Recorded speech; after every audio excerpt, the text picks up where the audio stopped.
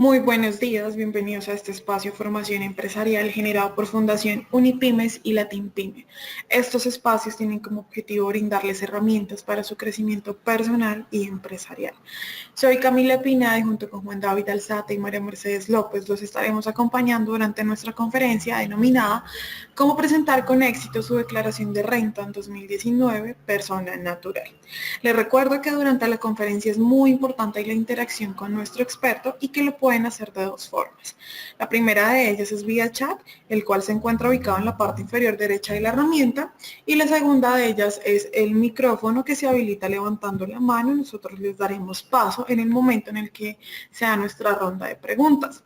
Recuerden que si requieren el servicio de soporte pueden escribirnos vía correo a soporte@unipyme608.sohodesk.com. Les reitero nuevamente, soporte@unipymes608.sohodesk.com. Antes de darle paso a nuestro experto Germán Augusto Ramírez, queremos dar las gracias a nuestros aliados que hacen posible este tipo de conferencias, entre ellos Banco de Occidente, Arus, Envía, Fundación Comeva, Protección y Mi Planilla. Les doy nuevamente la bienvenida a todos nuestros asistentes a la conferencia Cómo presentar con éxito su declaración de renta en 2019, persona natural. Y les recuerdo que nuestro conferencista y experto invitado es Germán Augusto Ramírez, quien es contador público, especialista en administración y auditoría tributaria de la Universidad Jorge Tadeo Lozano, es especialista en contabilidad financiera internacional de la Universidad Javeriana, con más de 15 años de experiencia en temas legales, contables, tributarios, de auditoría y control interno. Además, Germán es asesor en implementación de sistemas de control interno y planeación fiscal en diversas compañías del sector comercial, industrial y de servicios. Además, Germán, como ya les he mencionado, es conferencista a nivel nacional. En estos momentos y sin más preámbulo, doy inicio a la conferencia y saludo a Germán para que por favor nos comparta y nos permita visualizar su pantalla.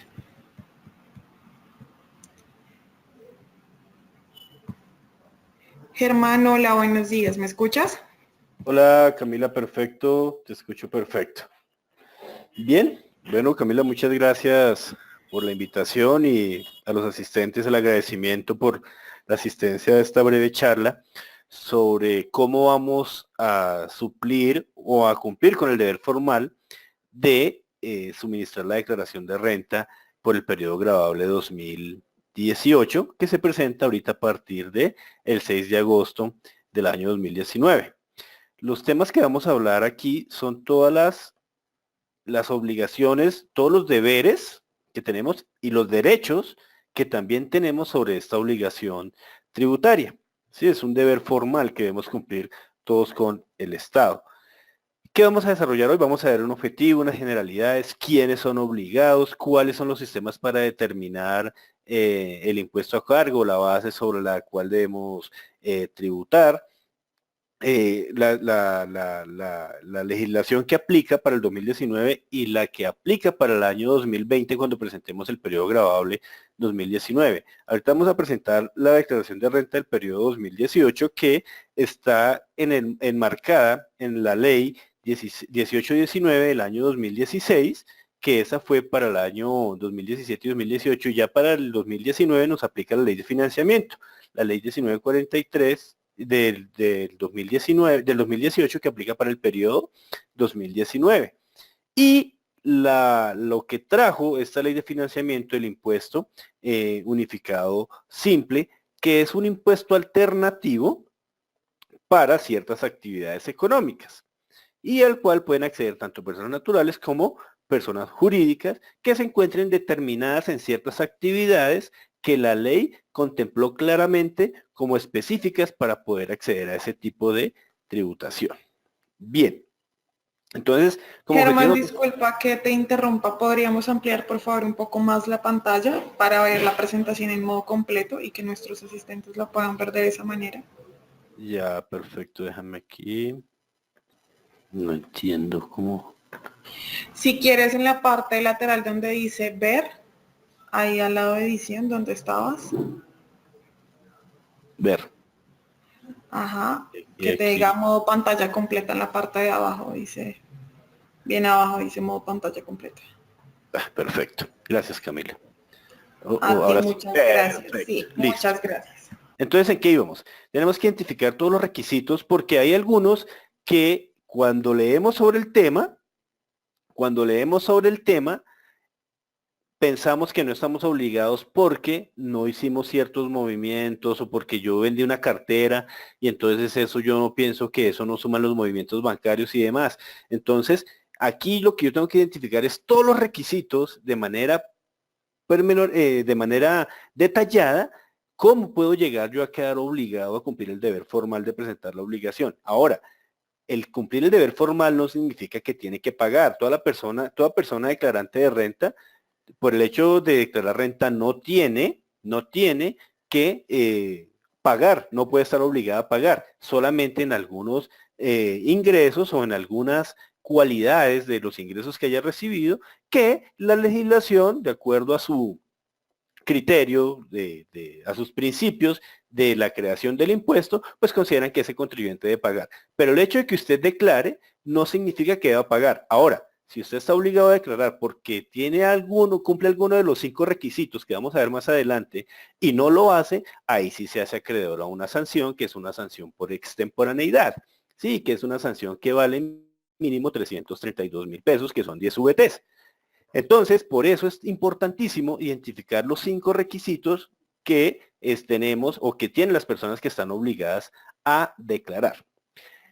El impuesto a la renta siempre, porque a ninguno nos gusta pagar impuestos, no conozco el primer contribuyente, yo soy asesor de muchas empresas y personas naturales y no conozco el primero que me haya dicho que le encantaría pagar un impuesto. Por ahí hay una excepción cuando hubo el alcalde Antanas Mocus, que él se creó el aporte voluntario del 10% sobre el impuesto que existía y mucha gente lo pagó, pero de ahí a la fecha no conozco el primero que quiera hacer una contribución aparte de lo obligado en el impuesto.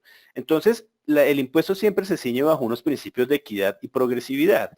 Es decir, que equitativamente pues se pague de acuerdo a la capacidad económica o capacidad de poder adquisitivo que tenga ese contribuyente y que sea progresivo, es decir, que la persona, el que más tenga, pues más pague. Es decir, si usted hoy ganaba 100 millones y pagaba 10 millones de impuestos y mañana gana 200, pues que pague 30 millones. Eso es lo que el principio que rige la progresividad, ¿sí? Entonces, es lo que busca, esos 2 principios fundamentales son que están constitucionalmente establecidos para la creación de cualquier impuesto. Para las personas naturales hay 2 tipos de formularios sobre los que se debe diligenciar el impuesto. De manera general, es el formulario 210, ¿sí? Y de manera excepcional es el formulario 110, que es para los no residentes. ¿Sí? Para los no residentes, que ya en el artículo 10 del Estatuto Tributario establecemos quiénes pueden ser residentes o no para efectos fiscales. Entonces, los formularios que se utilizan es el 210 para todo el universo de personas naturales residentes. Antes se utilizaba el 110 para los obligados a llevar contabilidad y el 210 para los no obligados. Ahora, a partir de la ley del 2016, entonces en el 2017 y 2018, todas las personas naturales van a utilizar el formulario 210, excepto los no residentes que van a utilizar el formulario 110. Las fechas de presentación y pago, la obligación formal de cumplir con el deber formal de presentar la declaración de renta comienza a partir del 6 de agosto. Aquí vamos a presentar lo que es el periodo 2018. El periodo 2018. Para personas jurídicas, los vencimientos de cumplir el deber formal de presentar la declaración de renta culminó más o menos a mediados de mayo. Ahorita se están cumpliendo, hoy es el último día en que se presenta la información exógena. Luego de cumplir todas esas formalidades, ahí sí vienen las personas naturales y cumplen su deber formal a partir del 6 de agosto, de acuerdo a los 2 últimos dígitos de la cédula o del NIT.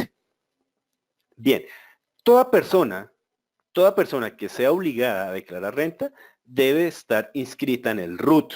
Toda persona obligada a declarar renta tiene que estar inscrita en el RUT. El RUT es como la cédula de ciudadanía, sino que el RUT es la cédula, es la identificación para efectos tributarios, es el registro único tributario. Algunos que ya tenían el RUT, por estos días les está llegando la actualización del RUT porque el régimen simplificado se acabó, ahora lo están calificando en un régimen simple de no responsables de IVA y les está llegando esa notificación. Aquellos que no tengan RUT, pues no tienen ese problema. Pero entonces, una de las premisas para la persona que vaya a quedar obligada a declarar renta, tiene que tener RUT. Si no tiene RUT, se le complica la cosa cuando va a presentar la declaración porque el sistema, cuando usted presente la declaración, si no está inscrito, a él le va a presentar un rechazo. Perfecto. Entonces, para aquellas personas que están obligadas a declarar renta, existen 5 condiciones por las cuales puede quedar obligada a declarar renta. Cuando hablamos de obligado, es simplemente cumplir el deber formal. Ya después de que usted esté obligado, ya puede caer en sujeto pasivo o en acreedor del impuesto a la renta. ¿Sí? Entonces, aquí vamos a hablar del deber formal, de quienes deben cumplir ese deber formal. Entonces, por patrimonio se declara, pueden quedar obligados a declarar. Por ingresos, también, si no tiene patrimonio, pero tiene buenos ingresos, está obligado a cumplir el deber formal. Si no tiene patrimonio, tiene unos ingresos medianos, pero hizo consumos con tarjetas de crédito en el límite que excede allá el artículo 502, también queda obligado a declarar. Que la persona no tiene patrimonio, no tiene ingresos, tiene una tarjeta de crédito chiquita, pero por allá hizo una compra grandecita de una casa, de un carro, queda obligada a declarar. La persona no tiene patrimonio, no tiene ingresos, no tiene tarjeta de crédito, no hizo compras, pero prestó su cuenta para que le hicieran consignaciones y o cumplió algún contrato de mandato, etcétera, queda obligada a declarar. Entonces, con uno solo que cumpla, queda obligado. Y hago esta salvedad de esta aclaración porque mucha gente o muchos contribuyentes interpretan la norma de que es el cumplimiento de los 5 requisitos. No, es uno solo. Con uno solo que cumpla, ya la persona queda obligada a cumplir el deber formal. Entonces, por patrimonio. La primera opción, entonces uno empieza a hacer el checklist de qué es lo que tiene. Ah, yo tengo una casa que la casa la comparto con mi cónyuge. Ah, perfecto. ¿Cuánto vale la casa, el costo fiscal? El costo fiscal se puede determinar por el valor del predial. No, que el predial está en 245 millones. El 50% es mío. Ah, bueno, 245 millones. Yo lo multiplico por la VT, eso me da 149, me da 120 millones. Entonces no alcanzo a cumplir el requisito por patrimonio, porque para yo estar obligado a declarar por patrimonio, mi patrimonio bruto tiene que superar los 149 millones. Si usted, su vivienda o sus activos le valen 149 millones 100 mil, no está obligado a declarar. ¿Sí? Esa partida es los valores que sean entre que sea igual o mayor a 4.500 unidades de valor tributario.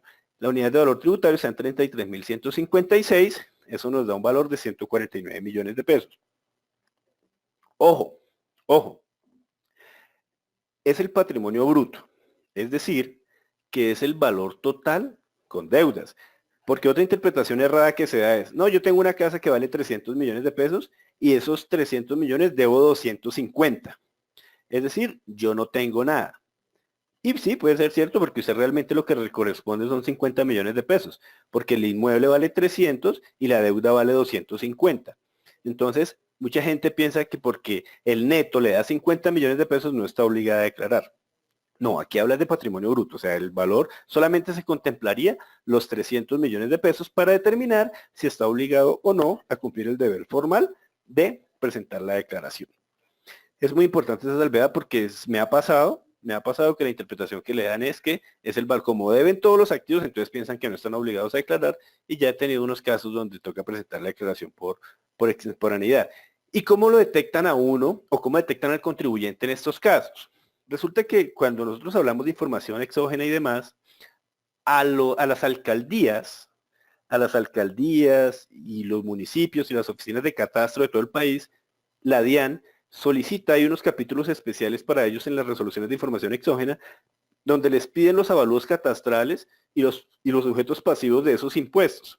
Entonces, cuando suministran esos avalúos catastrales, de una vez la DIAN tiene la información de quién puede estar como sujeto obligado a presentar la declaración de renta o quién no. ¿Sí? Ellos saben qué inmuebles tienen y quién no. La DIAN sabe todo lo que usted tiene. Por eso hay un dicho que dice que nadie sabe lo que tiene hasta que la DIAN lo descubre. Porque la DIAN, con la información exógena, todo el mundo le suministra información a la DIAN y ellos van armando su base de datos y le suministran, ya tienen los datos y lo comparan cuando se cumple el deber formal de la obligación exógena. Si usted no cumple el deber formal, ellos hacen un cruce y determinan, ese señor estaba obligado, de acuerdo a lo que me suministraron, y lo que él no me ha reportado, entonces ya es una persona omisa, y ahí ya cuando le mandan su cartica tiene que presentar, cumplir ese deber formal ya, pero con una sanción mínima de 332.000 pesos. Bien. Por ingresos. Entonces habíamos hablado que la primera parte era por patrimonio. La segunda parte es por ingresos. Entonces, aquí el ingreso, esto ya lo bajaron, esto antes estaba en 2.800 millones, esto arrancó como en 4.500 millones por ahí en el 2010, 2009, lo han venido bajando, luego lo bajaron a 2.800, ahorita ya lo bajaron a 1.400 VT. ¿Eso qué quiere decir? Que es más o menos 3.800.000, más o menos 3.800.000 por ingresos mensuales, 3.800.000 de pesos mensuales en ingresos. Entonces una persona que se gana 3.500.000, pero por ahí le dieron un auxilio y le dieron las cesantías y demás, ya queda obligada a cumplir ese deber formal de presentar la obligación de presentar la declaración de renta. ¿Sí? Esas personas que hayan tenido ingresos iguales o superiores a 46 millones o a 1.400 VT, para que no se enreden, ya sabemos que la VT vale 33.156, entonces esas personas también quedan obligadas a cumplir el deber formal de presentar la declaración de renta. Lo que les decía, pueda que no tenga patrimonio de 149 millones, pero tiene ingresos de 47 millones de pesos, esa persona queda obligada a declarar. Ojo, tengan en cuenta aquí, si usted de pronto por allá tiene una casita pequeña, una casita o un inmueble pequeño, una joya, un carro, qué sé yo, y de pronto ese valor de la venta, usted no tiene trabajo, es una persona desempleada, y por allá tiene un carrito, un inmueble, un activo fijo que le vale más de 47 millones de pesos. Si usted llega a vender ese inmueble y lo tuvo por más de 12 años, por más de 2 años, o lo superó los 47 millones, también queda obligado a declarar renta, porque aquí se contemplan todos los ingresos.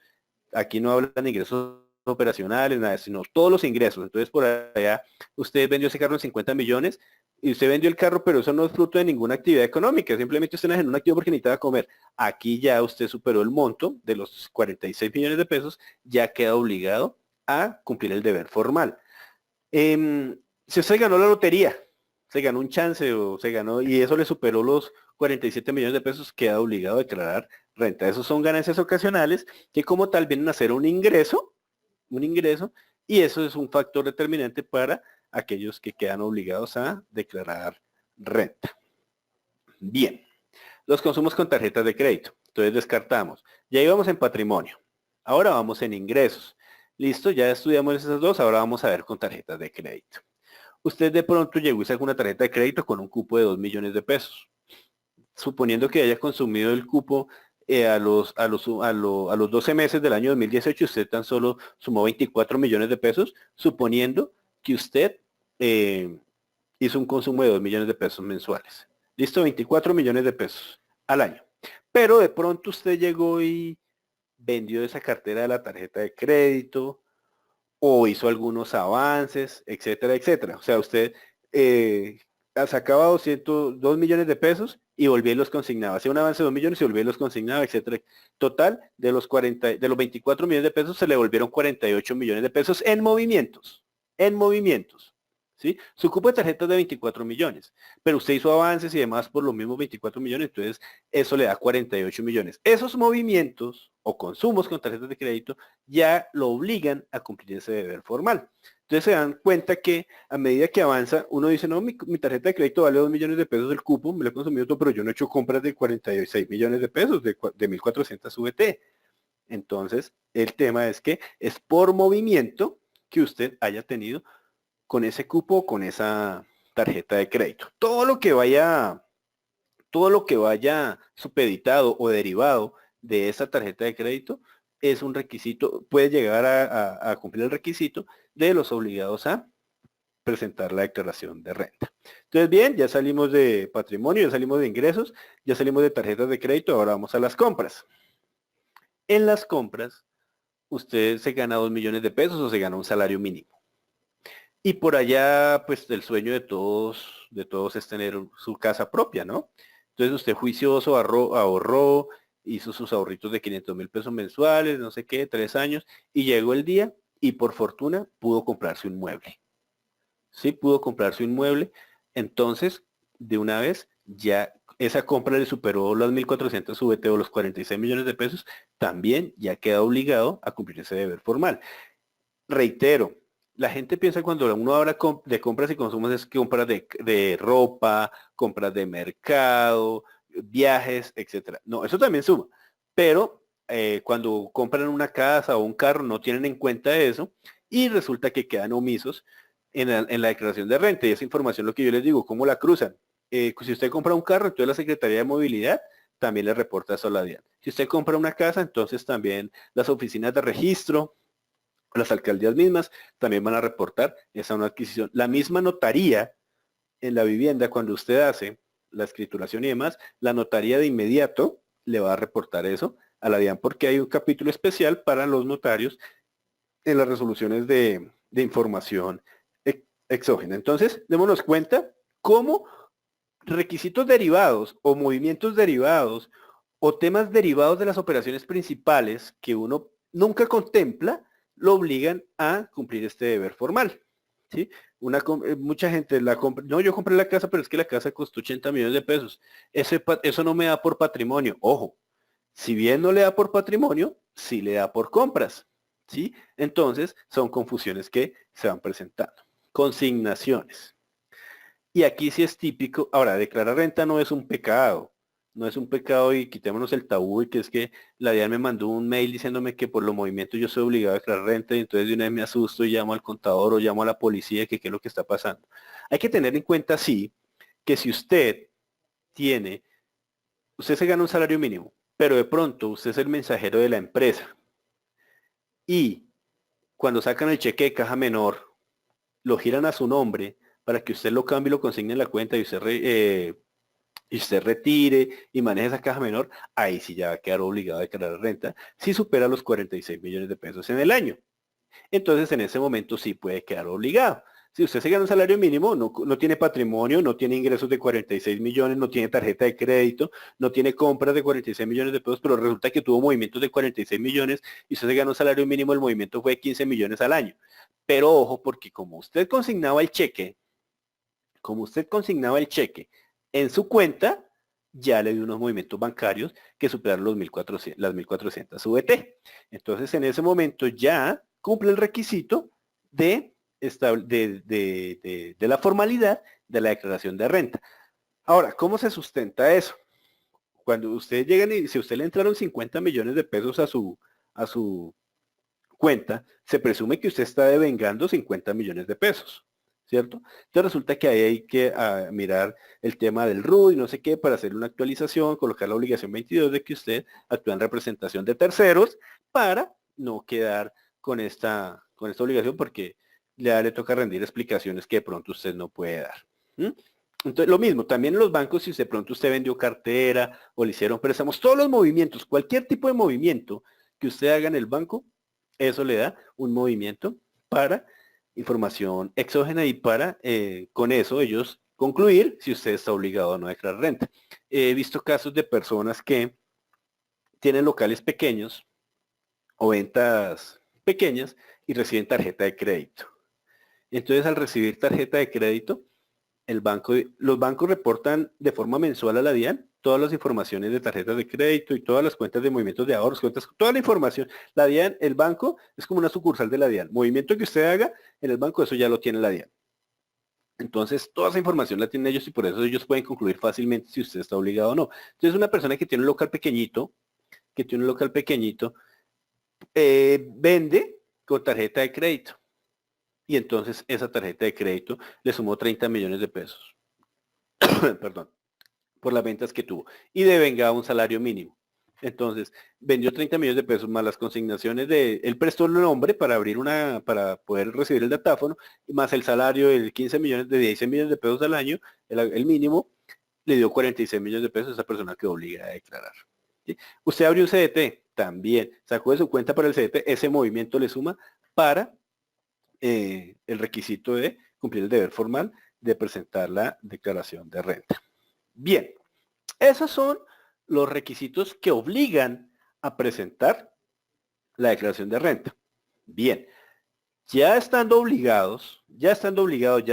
supimos que mi patrimonio vale más de 150 millones de pesos, que mis ingresos valen más de 47, que mis compras con tarjeta de crédito fueron más de 47, etcétera, etcétera. Entonces, vamos a ir a determinar cómo o en qué renta, en qué cédula yo voy a quedar obligado a declarar. Entonces, para el año 2018 se presentan 5 cédulas. Sí, la ley 18 y 16 estableció 5 cédulas o 5 maneras de determinar la liquidación del impuesto a la renta. Un poco complejo porque pues las personas naturales bien no saben liquidar su impuesto y van y lo enredan con 5 cédulas, pues el que no quiere le toca sí o sí pagar a un contador experto para que le ayude y le asesore en eso.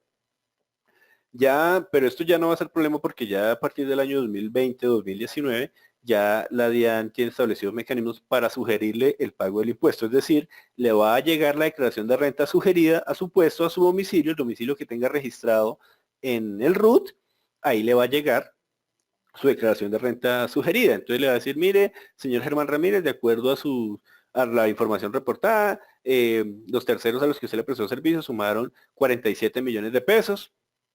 Entonces, de los 47 millones de pesos aplicamos las deducciones que usted también tiene registradas, medicina prepagada, dependientes, intereses hipotecarios, etcétera. Entonces su impuesto a pagar es cero, porque la tarifa está a partir de una renta líquida de 2 millones y su renta líquida es tan solo de 500.000.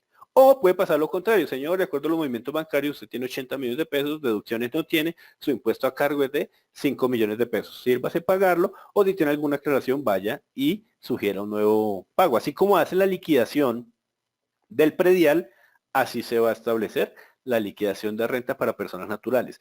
No sé si lo tengan establecidos para todo tipo de actividad o solamente para empleados. Yo pensaría que para empleados es la forma más fácil de determinar porque cada empresa reporta el certificado de ingresos y retenciones que se le entrega al empleado. Entonces, ese certificado de ingresos y retenciones es el espejo de la declaración de renta de la persona natural. Para las actividades comerciales y demás yo lo veo un poco complicado, pero pues bueno, vamos a ver cómo llegan allá. Entonces existen 5 cédulas.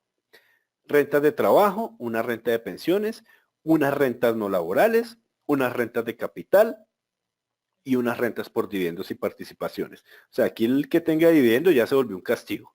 El que tenga dividendo ya la persona natural que tenga dividendos o que tenga inversiones, pues ya no es negocio porque por impuesto ya se le están comiendo todito. Y por allá hay una excepción que se llama la renta presuntiva, que por fortuna con la ley de financiamiento ya esa renta presuntiva tiende a desaparecer en el año 2021. Y para el 2020 empieza a bajar y demás. Pero existe. Entonces son 5 cédulas normales y por allá una diferente que le dice, cuando usted no tenga ingresos y no quede obligado a ninguna de esas cédulas, váyase y liquide por renta presuntiva. O si su renta presuntiva es superior a las otras 5 cédulas, pues me paga sobre la mayor y después me lo cobra. Eso dice la ley. ¿Sí? O sea, usted le puede cobrar al Estado por el exceso que pague en renta presuntiva o por las pérdidas fiscales que haya obtenido. Entonces, bien, en la renta de trabajo nosotros ¿qué encontramos? Pues todo lo que sea producto de una subordinación o de una prestación de un servicio que incluya la elaboración de una actividad con los bienes suministrados por el contratante. ¿Sí? Ya no es solo salarios, sino que todo lo demás se contempla como una renta de trabajo porque se predomina el factor intelectual o el factor técnico. Entonces aquí, ¿qué tenemos?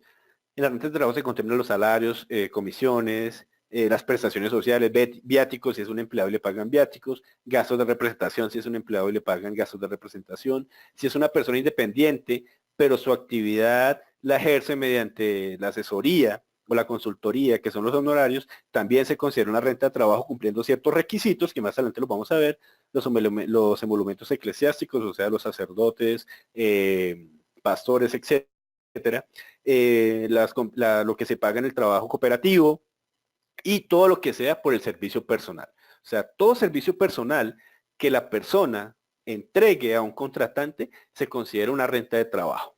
¿Mm? Eso es lo que se ha contemplado en las rentas de trabajo. Las rentas de pensiones, pues, son todo lo que usted reciba como pensión y si de pronto existe alguna indemnización o existe algún retroactivo por esa sustitución pensional, también se considera una cédula pensional y allí es donde usted va a declarar sus ingresos de pensiones. Rentas de capital, aquí la norma ya presume que esos son ricos y entonces más adelante vamos a ver cómo se depura este impuesto. Pero entonces en las rentas de capital, si usted abre un CDT, ya es un rentista de capital. Si usted tiene un salario y por ahí abre un CDT, entonces usted tiene que declarar en rentas de trabajo y en rentas de capital. Entonces empezaron como a enredar al contribuyente con ese tema, pero bueno, eso ahorita con la ley de financiamiento ya se acabó y ahora quedan, de vez de 5 quedan 3 cédulas, pero igual va a seguir siendo enredado. Entonces los intereses, los arrendamientos, si usted de pronto tiene inmuebles para arrendar, si usted de pronto tiene algún intangible y lo explotan, te recibe regalías, etcétera. Las rentas no laborales, pues digamos que todo lo que no esté enmarcado, en rentas de trabajo, ni en pensiones, ni en rentas de capital se considera una renta no laboral. Ahora, hay una excepción. Los honorarios, lo que yo les decía, se considera una renta de trabajo. Pero, si usted tiene 2 empleados a cargo, se hace cargo con todas las prestaciones de ley y todo lo normal, de 2 personas que le ayuden a desarrollar su actividad, usted ya no tiene una renta de trabajo, sino una renta no laboral. ¿Cuál es la ventaja? Que en la renta no laboral usted tiene la oportunidad de llevar más costos y deducciones al momento de determinar la base gravable. Sí, porque no es justo que una persona, un empleado que se gane 10 millones y yo que soy asesor me gano 10 millones, a esa persona le dejan, él tiene sus prestaciones y toda la seguridad, a mí me toca pagar mi seguridad social y no tengo prestaciones. Y ambos vamos a tributar sobre la misma base, pues es injusto. Entonces, cuando se tiene una renta no laboral, se permite depurar todos los costos de deducciones que fueron necesarios para el desarrollo para la obtención de ese ingreso fiscal, para la obtención de ese ingreso sobre la cual yo voy a tributar. Sí, entonces hay honorarios en rentas de trabajo y también pueden haber honorarios en rentas no laborales siempre y cuando en las rentas no laborales esa persona tenga más de 2 empleados a cargo. Bien, dividendos y participación, lo que yo les digo, pues aquí ya se volvió un pecado. Están castigando a las personas naturales que tengan dividendos porque antes usted llega, si tenía dividendos, si tenía inversiones y le entregaban sus dividendos, pues usted pagaba impuestos sobre la parte grabada, ¿cierto? Por allá la empresa tiene que hacer una depuración de los dividendos que va a distribuir y le informa a usted cuál es el ingreso grabado y el ingreso no grabado. Entonces ahora la ley volvió todo grabado, la persona natural paga sobre lo grabado y sobre lo no grabado, y allí pues de alguna manera le dan ese castigo porque dicen que es que una persona de dividendos tiene mucha capacidad de pago y a él se le puede cobrar lo necesario para cumplir ese deber formal. Yo no estoy de acuerdo, pero bueno, la ley es la ley. Bien, ¿cuáles son las tarifas? Estas tarifas aplican para el año 2018. Para el año 2019 que presentamos en el año 2020 ya esas tarifas cambian. Ya se lo vamos a ver más adelante. Entonces, para rentas de trabajo y rentas de pensiones son la misma tabla, es la misma tabla y va desde el 0 hasta el 33%. Y la tarifa no residentes aplica el 35%. Para lo que son rentas de capital y rentas no laborales, entonces las tarifas van del 0 al 35%, pero los residentes también del 35%. Para los dividendos las tarifas van del 0 al 10%. Ya a partir de 6 millones de pesos ya usted empieza a pagar el 5% y así sucesivamente. Si es más progresivo, si usted recibe más plata por dividendos, pues ya va a pagar un poquito más de impuesto. Bien. Ok, digamos que no todo en la norma es malo, ¿no? No todo en la norma es malo. Así como le dicen que todo lo que usted reciba sobre eso va a pagar, también le dicen, no, venga, apliquémosle una disminución a eso. Sí, porque no es justo que todo lo que usted me pague sobre todo lo que usted reciba, que me pague sobre ese valor bruto. No, yo le hago una atención y le permito una toma de gastos y le establezco unas rentas exentas, renta exenta es que no va a pagar nada, pero también le va a establecer unos límites para que usted me pague algo, ¿no? Eso es lo que quiere decir la norma aquí. Entonces, ¿qué pasó aquí? Ok. Entonces, para rentas de trabajo y demás se aceptan lo que son aportes a cuentas AFC de apoyos al fomento de la construcción, los aportes voluntarios. Este es el dilema que había ahorita con el plan de desarrollo, que los querían acabar. Si los acaban, pues los bancos también se friegan, porque los bancos reciben esa platica y la persona que se mete a estos aportes tiene que dejarla 10 años, entonces para el banco es un negocio jugoso porque ellos pagan a una rentabilidad del 5% y la prestan al 20%, etcétera, etcétera. Lo querían acabar, total, no lo hicieron. Entonces, pero esas personas naturales que hagan aportes a AFC o aportes voluntarios tienen un límite del 30% del ingreso líquido gravable. Es decir, que si usted se gana 100 millones, solamente puede ahorrar en aportes voluntarios o cuentas AFC hasta 30 millones de pesos. Es el 30%. Todas las cosas, todas las deducciones y rentas exentas en rentas de trabajo tienen un límite. ¿Qué significa eso? Que si usted se gana 100 millones de pesos, solamente puede deducir hasta 40 millones. ¿Sí? Ese límite lo puso la norma, la ley 18 y 19, porque habían personas que ahorraban mucho más, y al final no les quedaba impuesto a cargo. O ustedes no sé si se acuerdan del IMAN y del IMAS, por allá en el año 2012, cuando se crearon ese tipo de impuestos, que el IMAN era un impuesto mínimo alternativo. O sea, la gente le establecían ese impuesto como mínimo para que no le hicieran planeación fiscal al Estado y la gente no pagara el impuesto. Entonces, ¿qué hacía la gente? Los que tenían la forma de hacer planeación fiscal, cogían gran parte de su ingreso, lo llevaban a un fondo de pensiones, eso se le volvió una renta exenta y como no tenía límite, al final de los 100 millones ellos se ahorraban 50 y pues no les daba impuesto a cargo.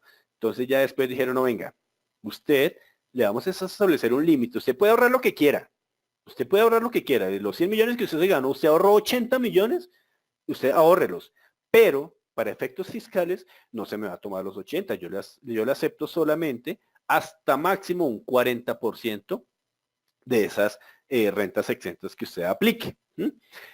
¿Qué rentas exentas aplican para las rentas de trabajo? Los aportes voluntarios y los aportes de los fondos de pensiones voluntarias. Y por ley, en el artículo 206 del estatuto, está las rentas exentas, que es el 25% que le dan de renta exenta a un salario, ¿sí? O a una renta de trabajo. Entonces, toda persona que tenga un salario, ya por ley, tiene un 25% de renta exenta. O sea, sobre ese 25% no va a pagar impuestos, pase lo que pase. Entonces, aquí vemos ya como el gol que le están haciendo a las personas naturales, porque usted por ley ya le consagraron un 25% de renta exenta. Pero como la norma le habla de que máximo el 40, entonces para efectos fiscales usted solamente puede tomar un 15%, ya sea de aportes voluntarios AFC, de aportes voluntarios y cuentas AFC, o de medicina prepagada, o de intereses de vivienda, o dependientes económicos. Dependientes económicos es el 10% máximo sobre el ingreso, es decir, que entre la renta exenta por ley y el 10% de dependientes económicos, usted ya casi que cumple el 40% del límite.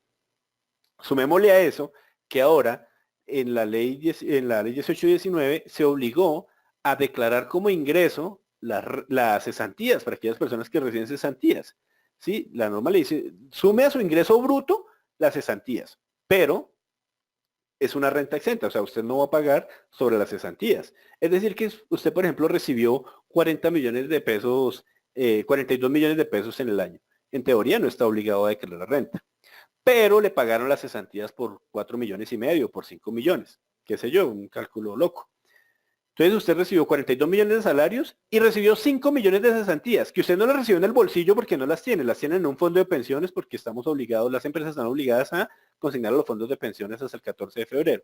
Entonces usted tuvo un ingreso, en teoría, de 47 millones de pesos. Usted recibió 42 millones en el bolsillo y le consignaron 5 millones de cesantías, pero entonces el total bruto fueron 47 millones. Como la cesantía es una renta exenta, entonces ya el 25% que la de la ley ya lo tiene por decreto.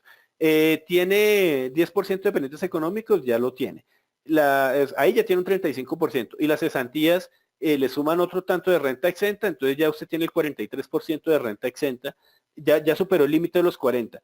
Y hizo aportes a cuentas AFC o fondos de pensiones voluntarias, pues esa plata la tiene usted ahorrada, pero para su beneficio, porque para efectos fiscales no le va a servir.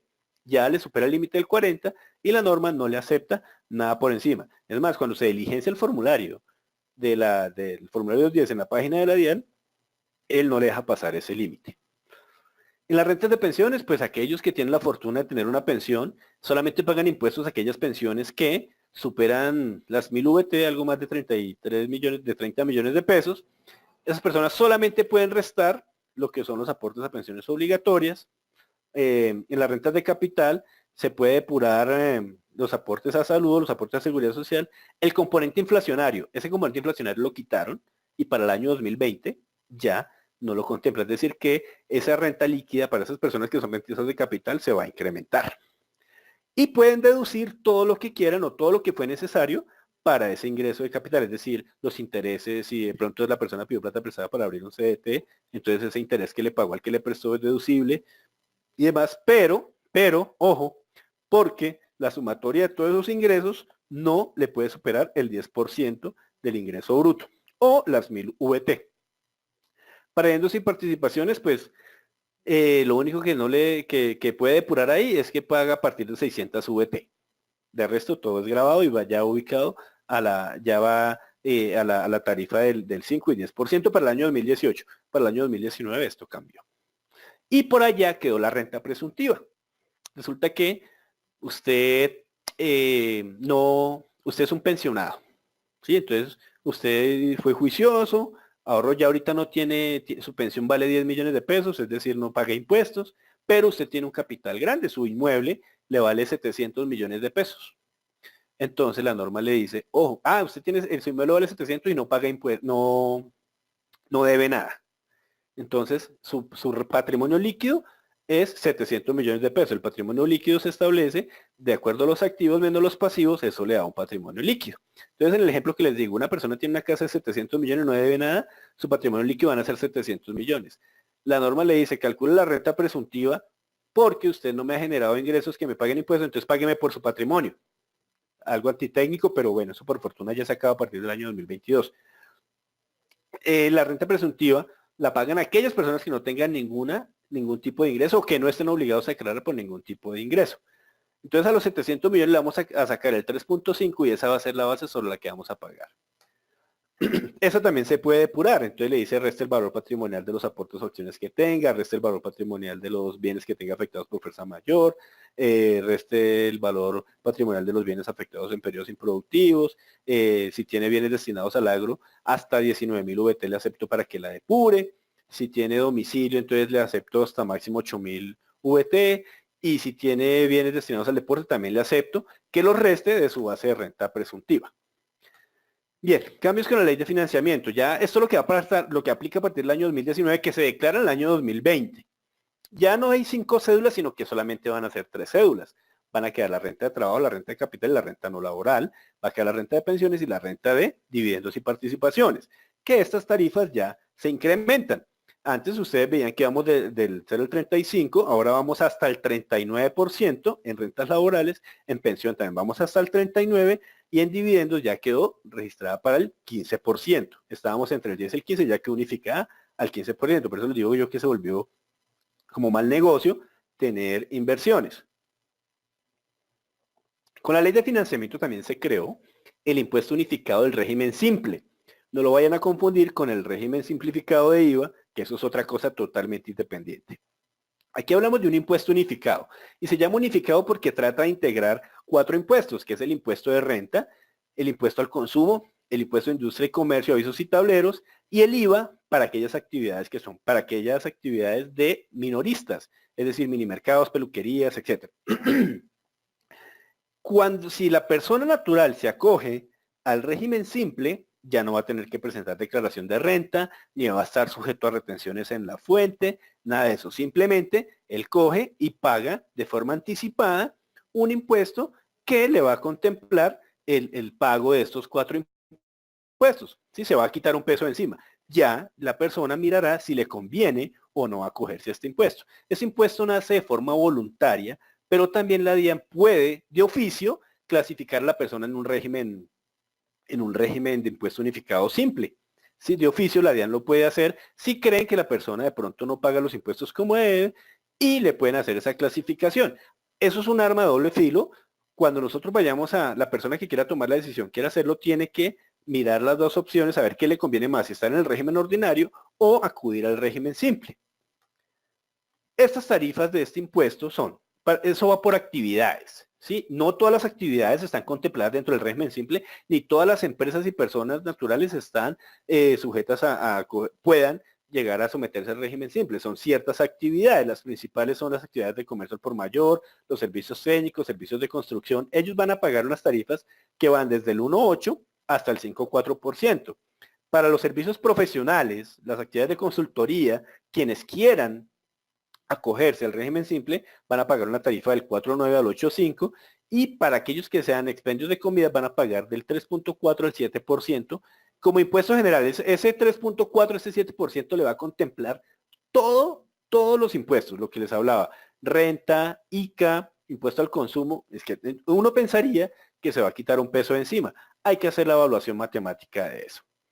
En las tiendas y mini mercados, la tarifa va del 2 al 11,6%. Bien, pues Camila, este ha sido todo el tema. No sé qué preguntas, abrimos espacio para todas las preguntas que tengan los asistentes y quedamos prestos a poder solucionarlas. Perfecto, Germán. Muchísimas gracias por la conferencia del día de hoy. Antes de darle paso a nuestra acostumbrada ronda de preguntas, en estos momentos les pedimos el favor de que nos ayuden respondiendo nuestra acostumbrada encuesta y además de que unas preguntas adicionales. La primera pregunta de ellas es si nuestro conferencista desarrolló con claridad la sesión del día de hoy. En estos momentos se está habilitando en sus pantallas.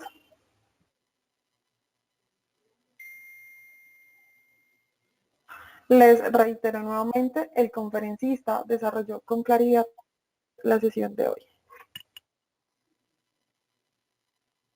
Muchas gracias a las personas que nos respondieron y ahora pasaremos a una siguiente pregunta que la idea es que podamos tener como claridad con respecto al tema de declaración de renta. Y es si usted cuenta con un asesor para la presentación de su declaración de renta. Se les están habilitando en estos momentos las opciones en sus pantallas y les agradecemos que nos contesten.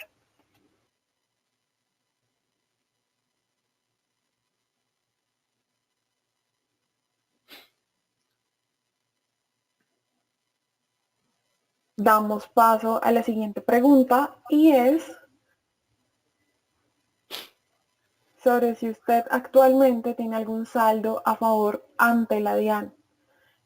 Se les están habilitando dos opciones sobre sí y no. Mientras van respondiendo, les recuerdo que en un momento daremos inicio con nuestra ronda de preguntas y responderemos la cantidad de preguntas que alcancemos por tiempo.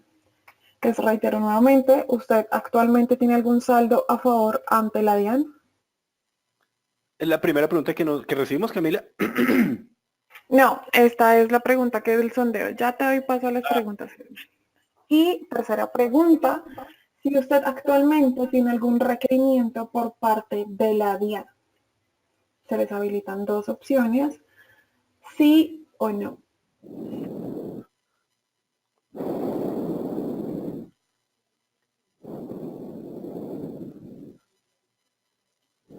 Y por otro lado, nuestra quinta pregunta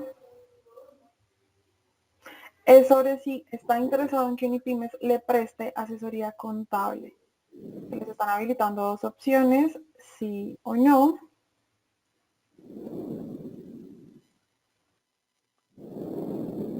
Y antes de dar inicio también a nuestra ronda de preguntas, les recuerdo que contaremos también con Germán en nuestro programa corto sobre cómo declarar renta, declaración de renta. Entonces inicia la próxima semana, que es jueves, y va a ser en sesiones de la noche. También les recuerdo esto y es muy importante. Y ahora sí, vamos finalizando nuestros sondeos y doy paso a la ronda de preguntas. Entonces te comento, Germán, la primera pregunta que tenemos es de la señora Rosangélica Chamorro, que dice: buenos días, mi nómina me la pagan en cheque y a veces yo cambio cheques a mi nombre para pagar servicios de la empresa. ¿Esto me afecta? ¿Tendría que revisar con la DIAN? Sí, claro, efectivamente tienes que revisarlo porque probablemente puedes cumplir el requisito de las 1.400 VT por movimientos bancarios o consignaciones. Perfecto, Germán, muchas gracias. La señora María Isabel Taborda te pregunta: tengo entendido que por solo patrimonio que no es productivo no es necesario declarar, a menos que tenga ingresos y que sean verificables mediante cuenta bancaria. ¿Esto es cierto? No, no. Tienen que revisar el patrimonio esos son los requisitos que uno tiene que mirar el detalle.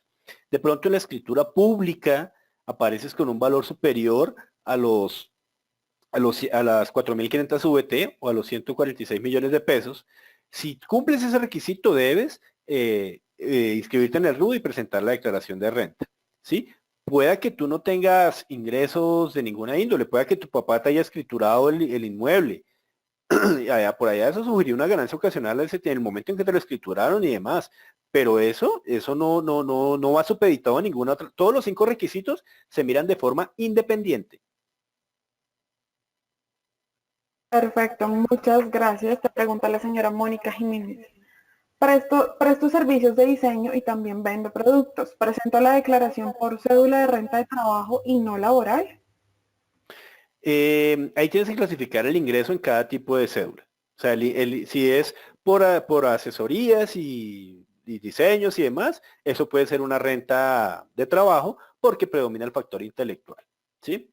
Y la comercialización de productos por la cédula no laboral, que es la que le permite a uno establecer el monto de compras y el valor de venta y de compras. Las compras se vuelven un costo. Entonces, por eso te lo determina en la renta no laboral. Muchas gracias. Te pregunta la señora Yamilet Pérez. Si solicito que me retengan el 10% sobre mi prestación de servicios, que son menos de un salario mínimo, ¿puedo mostrar mis ingresos como asalariada o no laboral? Sí, claro, si cumples el requisito si está enmarcado entre las rentas de trabajo, lo puedes hacer divinamente. El 10%, ojo, el 10% es una retención que se da sobre honorarios para aquellos no declarantes. Si yo fuera tú, yo pediría que no me hicieran esa retención porque un salario mínimo es algo pequeño y probablemente no me dé la base para declarar y yo lo que estoy haciendo con ese 10% es teniendo un ahorro allá de impuestos que quizás nunca voy a pedir ese saldo a favor que me dé. Yo solicitaría que me apliquen el artículo 383 de la depuración de la retención en la fuente porque obtengo ingresos de rentas de trabajo y por tanto tengo el derecho a que me depuren la retención y es probable que no me dé saldo a retener. Yo no lo haría, pero digamos que si tú pides que te retengan el 10%, ellos lo pueden hacer sin problema. Perfecto, muchas gracias. Te pregunta la señora Magali Vázquez. Para el tema de deducción de independientes económicos, ¿se debe tener certificación por contador para Sí, aplicar dicha deducción? sí, señora. Sí. La deducción la certificación se da cuando es para el dependiente, esposo, cónyuge. Sí, que el cónyuge quiera, que tú mantengas el hogar de alguna manera y esa persona te deben certificar que ese cónyuge no recibe ningún tipo de ingreso. Y entonces, por tanto, el contador certifica que no recibe ningún ingreso y tú puedes llevarlo como deducción del 10%. Hay que mirarlo porque lo que yo te decía, tú ya tienes el 10%, el 25% de renta exenta por ley, ¿cierto? Si de pronto tienes intereses de crédito hipotecario, eso ya te va sumando a ese 25, entonces digamos que el interés hipotecario te sume un 8%, ahí ya vas en el 33. Recibiste cesantías, las cesantías vienen a sumar más o menos un salario al año, entonces como un 10%, entonces ahí ya te pasaste al 40%. Entonces, si es muy desgastante ir a buscar el 10% de dependientes, pues ya no te va a servir porque ya cumpliste el 40%, entonces hay que ver ese límite. Por eso les hacía el ejemplo de que máximo es el 40%. Uno puede ahorrar lo que quiera y tener las deducciones que quiera, pero máximo aplica hasta el 40%.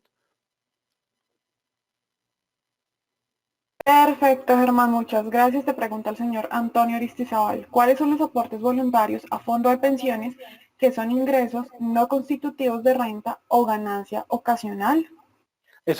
No, son los aportes obligatorios, los que son ingreso no constitutivo.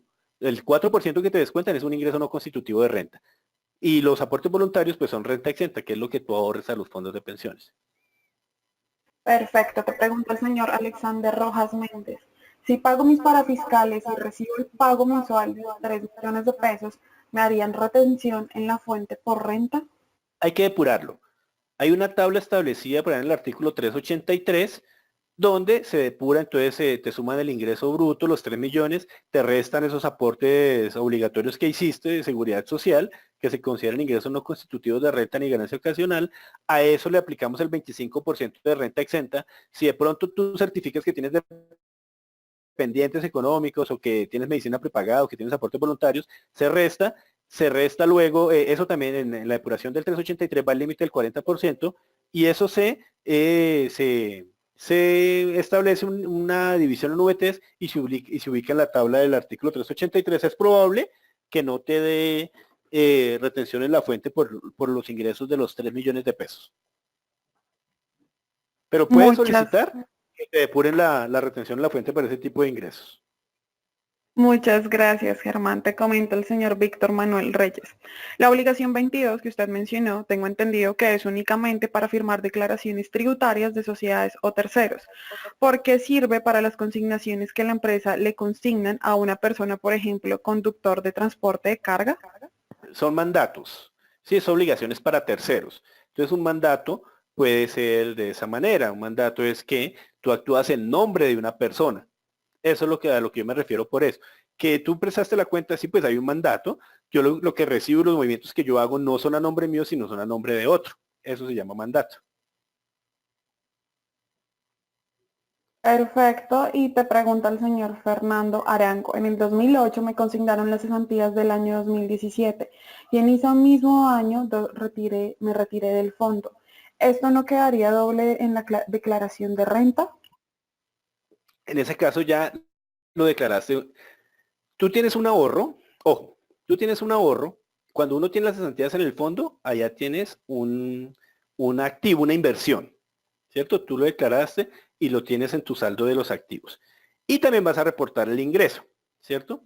Cuando retiras ese dinero, cuando retiras, te lo entregan, pues ya tú lo reclasificas del activo, eso no deja de ser activo, tú ya lo tuviste en el activo, lo vas a reportar simplemente en la cuenta del banco, pero el efecto es cero, no te va a modificar, no va a quedar doblemente declarado, ¿sí? Porque lo que tú haces es sacar de una inversión a una cuenta disponible.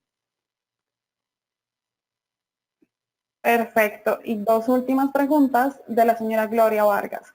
Si se adquiere un apartamento con el fondo del ahorro por medio de crédito en la figura del leasing por 200 millones, ¿está obligado a declarar? En este momento quedaría obligada a declarar de pronto por movimientos bancarios, más no por compras.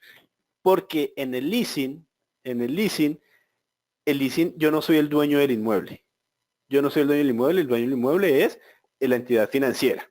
¿Sí? Entonces yo no tengo patrimonio, ni tengo deuda porque lo que tengo, eso es un efecto cero. Pero de pronto por movimientos bancarios sí voy a tener que declarar porque superé las 1400 VT. Entonces ahí, ¿qué voy a informar yo? Activos, informo cero. Pasivos, cero, porque el leasing yo no lo debo, ese es un canon de arrendamiento de allá.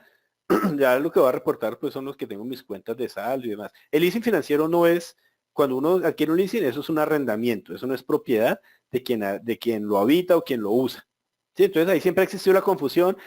Cuando la gente empieza con esas confusiones y demás, yo les recomiendo que declaren como activo lo que ya haya abonado a capital. Pero legalmente usted no tiene cómo demostrar que eso que tiene como activo es suyo. Así de sencillo. Perfecto, Germán. Y una última pregunta de la señora Doris López.